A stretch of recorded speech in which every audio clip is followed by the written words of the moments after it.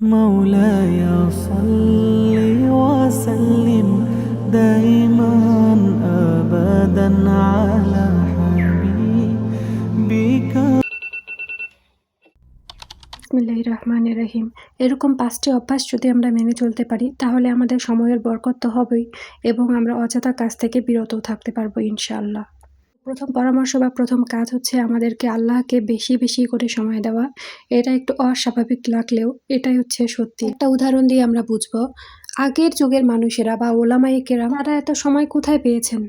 বা তারা হচ্ছে এত কম সময়ে এত কিছু কিরকম করে করতেন? তারা এত বরকত কোথা থেকে পেতেন? কোরআনে আল্লাহ সুবহানাহু ওয়া তাআলা জানিয়েছেন যে কেউ যদি একটা ভালো কাজ করে আল্লাহ তাকে ১০ গুণ বাড়িয়ে দেন। যেমন ধরুন আপনি যদি হচ্ছে আল্লাহর জিকিরের জন্য ১ মিনিট দেন, আল্লাহ আপনাকে সেটা ১০ গুণ বাড়িয়ে দিবে। লাইক আপনি দুনিয়াবি কোনো কাজ করছেন, এখানে আল্লাহ আপনাকে ১০ গুণ বেশি সওয়াব দিবেন, মানে হচ্ছে আপনাকে বেশি সহজ করে দিবেন, বারাকা দিবেন। এই যে আগের যুগের মানুষেরা তারা কি হচ্ছে দুনিয়াবি কাজ করেননি, তারা পলিটিক্স করেছেন, তারা হচ্ছে সামাজিক কাজ করেছেন, তারা ঘন ঘন কোরআনের খতম দিতেন, তারপর হচ্ছে সারা রাত জেগে জেগে তাহাজ্জুদও পড়তেন অনেকে।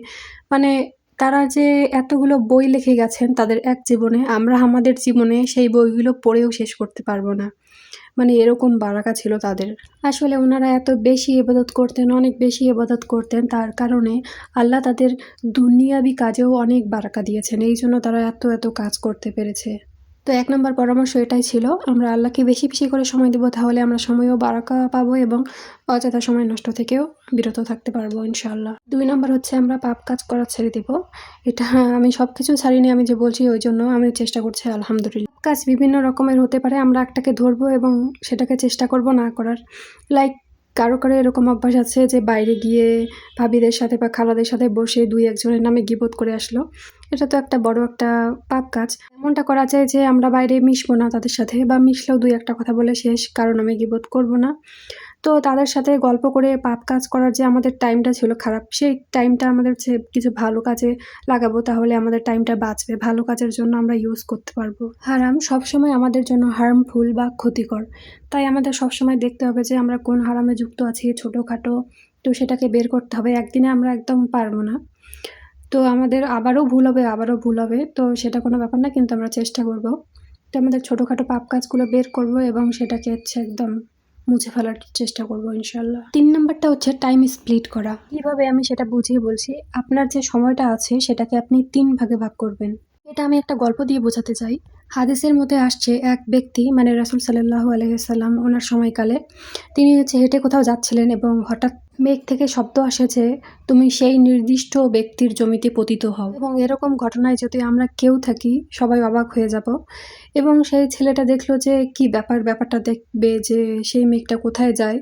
সেই মেঘটাকে ফলো করতে করতে দেখলো যে সেই মেঘটা সেই নির্দিষ্ট জমিতেই গিয়ে হচ্ছে বৃষ্টি পড়ছে।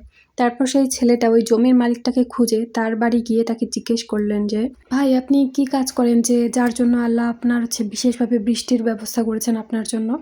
তো সেই লোকটা বললেন যে, "না, আমি তো সেরকম কোনো আমল করি না। তবে হ্যাঁ, একটা কাজ করি, আমি জানি না সেটা বিশেষ কি না। আমি আমার ফসল থেকে যে টাকা পাই সেই টাকার ১ ভাগ আমি আমার পরিবারের জন্য খরচ করি। ১ ভাগ আমি আল্লাহর রাস্তায় দান করি এবং আরেক ভাগ আমার ব্যবসার হচ্ছে কাজের জন্য আমি ব্যয় করি।"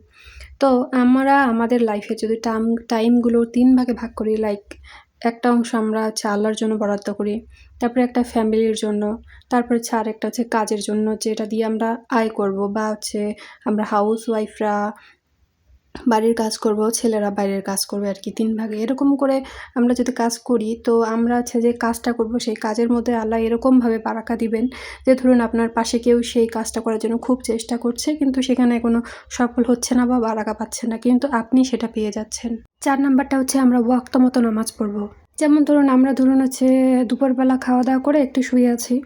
তো শুয়ে থাকলেও আমরা কিন্তু হচ্ছে সেটা বিকাল অবধি আমরা পড়ে থাকতে পারবো না। আমাদের উঠতেই হবে, কারণ আসরের নামাজ আছে। আসরের নামাজের পরেও আমরা একদম অবহেলায় থাকতে পারবো না। মাগরিব আছে, তারপর হচ্ছে আমরা সারারাত আনলিমিটেড ঘুমাতেও পারবো না, কারণ আমাদের ফজরের নামাজে উঠতে হবে।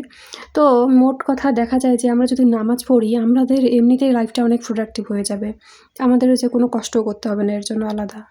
আর উজু তো করতেই হবে। তো আল্লাহ এরকম করে সিস্টেম করেছেন যে আমরা এটা ফলো করলেই আমাদের হচ্ছে অনেক প্রোডাক্টিভ হতে পারবো। লাইক উজু করলে মন ফ্রেশ লাগে, মুখে হচ্ছে পানি যায়, আমাদের ঘুম ভাব বা অলসতা অনেকটা কেটে যায়। রাসূলুল্লাহ সাল্লাল্লাহু আলাইহি ওয়াসাল্লাম তিনি জানিয়েছেন হাদিসে যে হে আল্লাহ, তুমি উম্মতের সকল বেলাটাকে বরকতপূর্ণ করে দাও। তার মানে এটাই হচ্ছে যে আমরা যদি ফজরের টাইমে না উঠি, আমরা সেই বরকত থেকে অবশ্যই বঞ্চিত হব। 5 নাম্বার হচ্ছে একটু হচ্ছে মুচকি হাসি দেওয়া আর কি। তো আপনি কারোর সাথে, কেউ আপনাদের সাথে যে কথা বলতে আসলো বা হচ্ছে হসপিটালে গেলেন, স্কুলে কোথাও যাই হোক, কথা বললে একটু হালকা একটু হাসি দিয়ে তার সাথে কথা বললেন, তার মনটা অনেক ভালো হয়ে যাবে এবং আপনি অনেক সওয়াব লাভ করবেন এবং মানে উইদাউট কষ্টতে আপনি সওয়াব লাভ করলেন। আল্লাহ সুবহানাহু ওয়া তাআলা আমাদেরকে এই 5টি পরামর্শ মেনে চলার তৌফিক দান করুন এবং সবথেকে প্রথমে পূর্ণাঙ্গভাবে আমাকে মেনে চলার তৌফিক দান করুন। যদিও বা আমি করছি আলহামদুলিল্লাহ। আসসালামু আলাইকুম আমার প্রিয় আপুরা, আপনারা সবাই কেমন আছেন? আমরা আল্লাহর অশেষ রহমতে খুব খুব খুব ভালো আছি। আশা করছি আপনারাও সবাই ভালো আছেন। তো আমি অনেকদিন থেকেই ভাবছিলাম যে একটু শপিংয়ে যাব, কারণ অনেক কিছুর দরকার আছে। তার জন্য হচ্ছে শপিং করার জন্য আর কি আমাদেরকে রেডি হতে হয়, কারণ শপিং করা অনেক সময় সাপেক্ষ একটা কাজ, রুমেরও অনেক কাজ থাকে।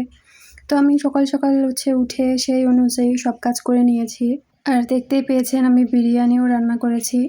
তো আলহামদুলিল্লাহ বিরিয়ানিটা খেতে হচ্ছে অনেক টেস্টি হয়েছিল। এটা ছিল হচ্ছে গরুর মাংসের বিরিয়ানি।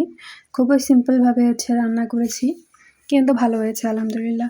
তো যাই হোক, কোথাও বাইরে আসলে আমি হচ্ছে আগে রান্না করে তারপর আসি, নাহলে বাইরে থেকেই খেয়ে যাই। কারণ আমার এই যে শপিং করে এত হেঁটে এত হচ্ছে পরিশ্রম করে রুমে গিয়ে আবারও হচ্ছে রান্না করে খাওয়া, তারপর হচ্ছে বাসনপত্র পরিষ্কার করা, তারপর হচ্ছে কিচেন ক্লিন করা, তো এগুলোতে আমি একদমই হচ্ছে মানে আমার বিরক্ত লাগে।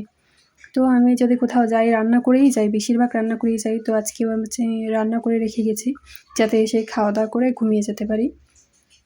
তো আমাদের গেলে 9টার পরেই যেতে হয়, ঈশা নামাজ পড়েই হচ্ছে যেতে হয়, না হলে যদি সন্ধ্যাবেলায় যান মাগরিব ঈশা 2 নামাজের অসুবিধা হয়। হচ্ছে গেলে একদম হয়তো বা জোহরের পরে বাইরে, বা হচ্ছে একদম 9টার পরে।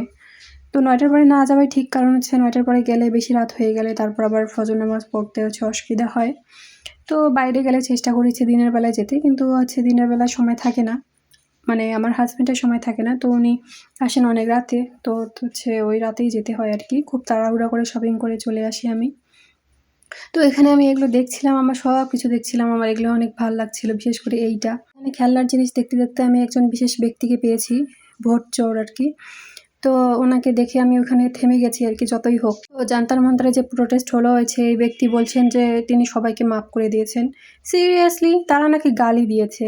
তাদেরকে যে এত মারা হয়েছে, তাদেরকে মেরে মেরে তাদের রক্ত বের করে দেওয়া হয়েছে, যে স্টুডেন্টদেরকে, তাদেরকে হচ্ছে লাঠির মধ্যে মানে খিল হয় না, সেগুলো হচ্ছে দিয়ে তাদেরকে মেরেছে, এরকম মানে এরকম বাজেভাবে মেরেছে। কাউকে কাউকে তো মেরেই ফেলেছে। এটার পরে তিনি হচ্ছে বলছেন যে ঠিক আছে, আমাকে গালি দিয়েছে, আমি সবাইকে মাফ করে দিয়েছি।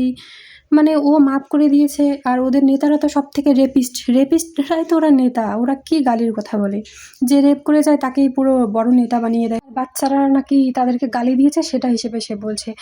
ওদের আবার গালি কি জিনিস? আমি গালিকে একদমই সাপোর্ট করছি না, আর গালি দেওয়া একদমই ঠিক না, কিন্তু সব থেকে হাস্যকর হচ্ছে আখের রস দিয়ে আমাদের ইন্ডিয়া হচ্ছে গাড়ি ঘোড়া চালানো হয়, আর ওনার মুখ খুললে শুধু শুরু হয় হিন্দু মুসলিম কিভাবে দাঙ্গা লাগিয়ে দেওয়া যায়। মানে সারা দিন রাত মানে হিন্দু মুসলিম করতে থাকে, মানে দেশের উন্নতি বাদ দিয়ে।